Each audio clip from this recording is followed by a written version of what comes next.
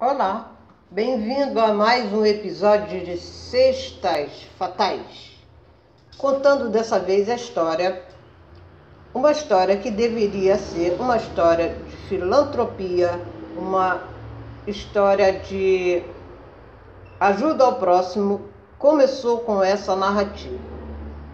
Posteriormente, foi tirada a máscara e foi descoberta uma grande história macabra de trapaças, roubos de dinheiro, envenenamento, falsificação de documentos, troca de casais entre os próprios membros da família. Eu irei narrar essa história agora, contando a história do Anderson do Carmo. Anderson do Carmo de Souza nasceu no ano de 1977. A mãe, Maria Edna do Carmo, e o pai, Jorge de Souza. Tratava-se de um pai adotivo, que, quando foi morar e conheceu a dona Maria Edna, ela já estava gestante do Anderson.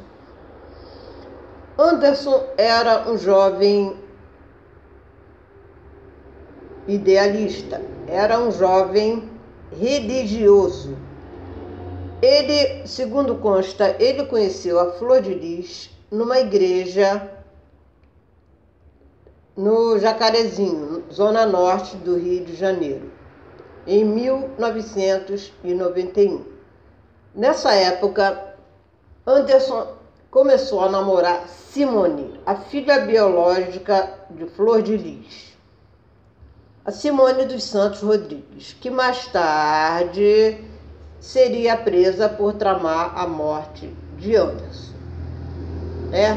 Então, quando conheceu Anderson, Flor de Lis tinha 3 filhos biológicos que viviam com ela: Simone, Flávio, Adriano, e tinha 31 anos de idade.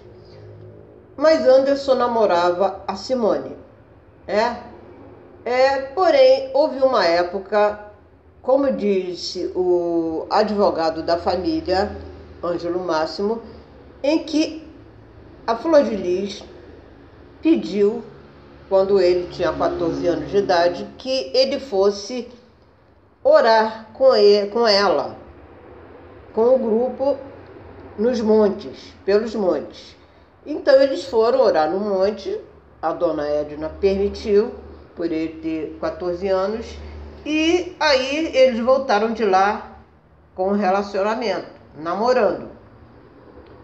O que não dá para entender, porque se ele namorava a Simone, a filha da Flor de Lis, ela não foi fiel à sua filha e nem ele à sua namorada. Mas vamos prosseguir essa história. E tem também uma outra controvérsia, porque o Anderson, na época, ele sempre foi criado na favela. E tinha os 2 pais, tinha um pai e tinha a mãe. Ele estava estudando, concluindo o ensino médio no Colégio Pedro II, um bom colégio, um colégio de fama, e conseguiu depois entrar como jovem aprendiz no Banco do Brasil. Ele era um jovem que tinha toda uma carreira feita pelos pais, apesar de pobres financeiramente, encaminhada. Bastaria ele ter continuado no Banco do Brasil e, com a sua inteligência, que todos puderam comprovar, ele talvez fosse galgar nesse banco outros cargos e teria a sua vida salva e não teria sido preciso ser morto. Mas continuemos com a narrativa. Anderson e Flor de Lis foram morar numa casa de 2 quartos, sala e cozinha, na favela, junto com os seus 3 filhos biológicos e mais 5 crianças adotadas que a Flor de Lis tinha, né? A Flor de Lis já tinha cinco filhos adotados e três filhos biológicos, sendo que Flávio, o mais velho, resolveu morar com a dona Carmosina, a sua avó, porque a casa estava ficando muito cheia e ele não estava gostando, né? E quando ele começou a namorá-la, não se entende porque ele constou como um dos seus filhos sócio-adotivos, né? Nessa época. E ao mesmo tempo ele foi ser o marido dela. Há essa controvérsia, né? Mas seguindo, ele foi morar, formaram então, vamos dizer, uma família, uma casa apertada para tanta gente. Mas depois, seguindo a sua suposta filantropia, Flor de Lis continuou resgatando crianças nas ruas, e muitas delas, não se entende, já tinha pai e mãe, né? Resgatando, ela esteve morando em vários lugares, ela e o Anderson, e essa família, para fugir do juizado de menores, que já estava de olho. Eles disseram: o que está acontecendo? Por que tantos filhos adotivos? Eles começaram a investigar e eles começaram a fugir dessa investigação, né? E chegou até a dormir na rua. Chegaram a dormir na rua. E mais tarde ela usaria esse fato de dormir na rua como um troféu nas mídias sociais, no programa da Xuxa, no programa do Celso Portiolli. Ela vendeu uma imagem, essa imagem. Porém, leva tudo a crer que era a mente do Anderson, por ser muito inteligente, articulado, né? Em 1999, o casal fundou a comunidade evangélica Flor de Lis, no bairro do Rocha, no Rio de Janeiro. E adotou também adolescentes sobreviventes da chacina da Candelária como filhos. Então a rotina ficou muito pesada, porque tinha pouco espaço, muita gente e pouco dinheiro. E não havia fraldas suficientes, comida, roupa. E muitas crianças levavam doenças contagiosas, como lepra, como sarna, coceiras no corpo, às vezes até doentes do pulmão, e não tinha remédio suficiente, nem médico, era tudo muito difícil. Mas aí o Anderson assumiu de vez a administração de tudo e começou a estratégia para levantar dinheiro. Parece que nisso ele era muito articulado, muito inteligente. Não é à toa que ele passou num concurso para o Banco do Brasil, né? Como estratégia, ele gravava os cultos de Flor de Lis e fazia DVD, CD e começava a vender pelas igrejas os DVDs, CDs e articulava propagandas. E foi muito sucesso com ele, e começou a surgir dinheiro. E a dona Edna, a mãe do Anderson, ia lá, falava: meu filho, vamos para casa, sai disso.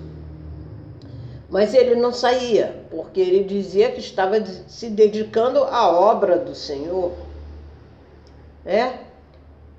Em 1998, eles se casaram e se mudaram para o Rio de Janeiro, para o Rio Comprido. Antes, eles haviam também passado por continuavam fugindo do juizado de menores, passaram por vários endereços. Então, nessa época, eles já tinham ido na Xuxa, no Celso Portiolli, em vários programas, já tinham arrecadado dinheiro, doações que começaram a entrar, com muita gente penalizada do fato das crianças, as coisas começaram a melhorar. Em 2009, eles tiveram o filme Flor de Lis, Basta uma Palavra para Mudar. Esse filme que veiculou de vez a fama do casal e do trabalho supostamente filantrópico, né? E foi um veículo de prosperidade, porque vários artistas da Globo fizeram participações no filme e não cobraram cachê e ajudaram com a sua fama a veicular cada vez mais midiaticamente esse trabalho do Anderson, tudo articulado pela mente do Anderson. E o Anderson controlava tudo com mão de ferro. E aí a Flor de Lis conseguiu um contrato com a MK gravadora, a MK Music, uma gravadora muito famosa, e começou a articulação para ela ser deputada, porque o dono da MK era um político muito famoso, muito próspero, né? Então, a Flor de Lis passou a ter uma agenda muito cheia de shows, participações, continuou cada vez mais os programas de televisão.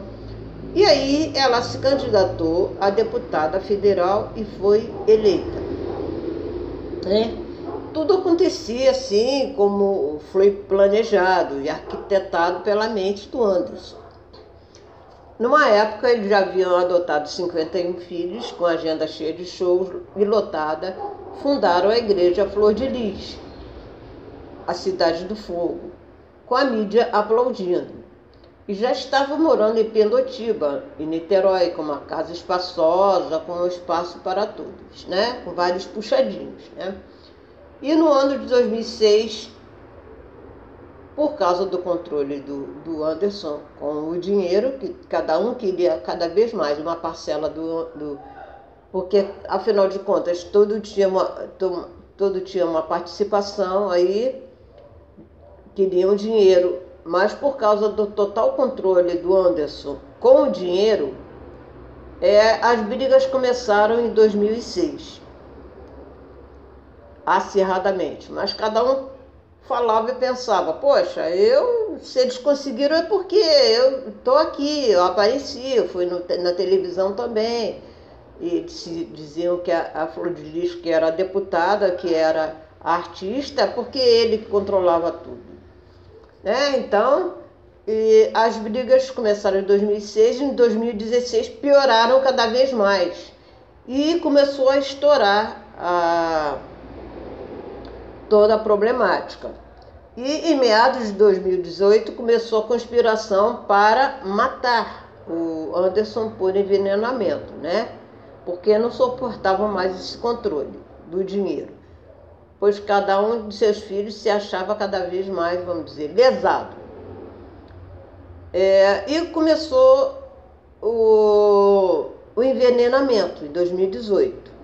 Esse fato levou Anderson ao hospital 6 vezes, pelo menos por 6 vezes.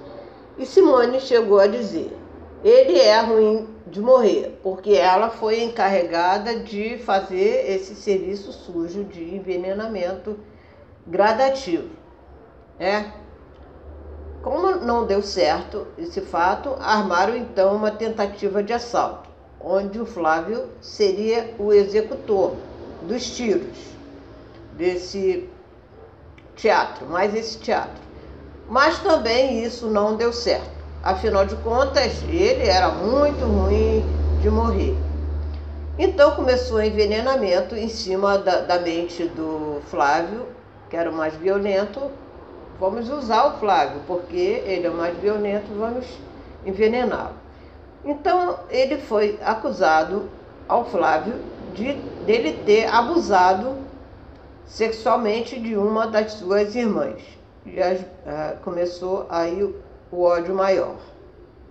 Anderson foi avisado do plano, mas não acreditou que a Flor de Lis seria a mandante.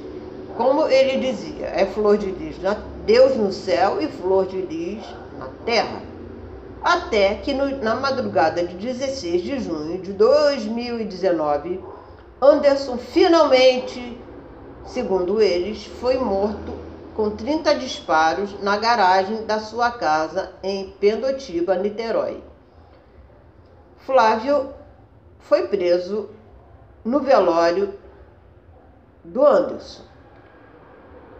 A narrativa de Flor de Lis é que tinha havido um latrocínio e que o Anderson havia morrido por causa disso. Um roubo seguido de morte, o que foi desmentido pela polícia. O Flávio foi preso no velório e a Flor de Lis foi acusada de ser mandante do crime com atualmente ela está com tornozeleira eletrônica e respondendo a processos. Ela e mais 7 filhos. A justiça segue julgando e investigando o caso. E assim termina a história de Anderson do Carmo de Souza, o que levou à morte também a sua mãe, de sofrimentos, e também a sua irmã. 3 óbitos devido a essa história macabra, o que não teria ocorrido, na minha opinião, se o Anderson não tivesse seguido o destino que queriam seus pais, tanto a dona Edna como seu pai adotivo, senhor Jorge de Souza, que ele seguisse carreira no Banco do Brasil. E não havia necessidade nenhuma de que ele fosse adotado por ninguém, porque ele já tinha uma família, que apesar de pobre, cuidava dele. E parece que havia também essa narrativa com relação aos demais filhos. Mas essa história aqui, eu estou procurando narrar a partir de Anderson do Carmo, da história de um dos filhos adotivos que se transformou em marido da Ré. Então, porque havia uma troca de casais entre os próprios membros da família. Esse foi o desgosto também da dona Edna. Se você gostou dessa narrativa, dessa história, a história ninguém pode gostar, uma história macabra dessa, continue no nosso canal e até a próxima Sexta Fatal. Até lá.